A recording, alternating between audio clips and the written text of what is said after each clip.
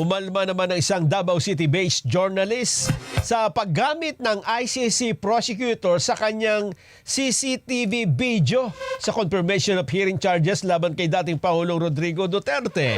Anya, hindi siya kailanman kinontak ng sinumang ICC investigator o ng kahit na prosecutor bago ito ipinakita sa pagdinig. Sino yan? Bakit nagrereklamo? Erlo Bringas, detalye. Erlo? Sa Makati, ganito din. At most gagawin.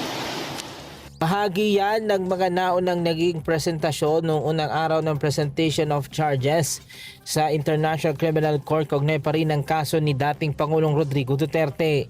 Diyan ipinakita ng prosekusyon sa pagdinig ang isang 2013 video kung saan makikita si noon at dating Davao City Mayor Rodrigo Duterte na tumutugon sa isang footage ng pagpaslang sa tatlong pinaghihinalaang magnanakaw sa Agdao Public Market sa Davao City.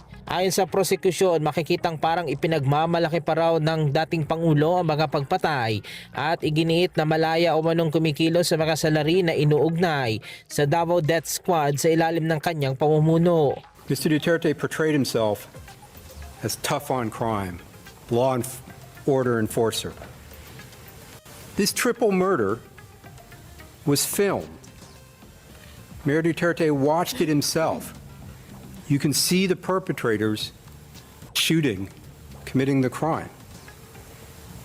Yet, Mr. Duterte, the former prosecutor, Mr. Tough on Crime, could not get this triple murder.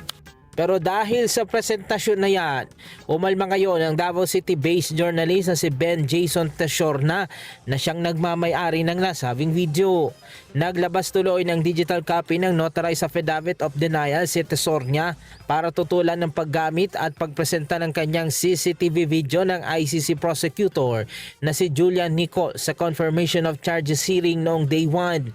Sinabi ni Tesorna sa kanyang affidavit na siya ang kumuha din umano at nag-record ng video noong December 19, 2013 nang siya pa ay journalist sa Davao at siya rin ang magmamay-ari ng copyright nito. Dagdag pa ni Tesorna, hindi siya kailanman kinontak ng sinumang ICC investigator o ng prosecutor bago ipinakita sa pagdinig ang video.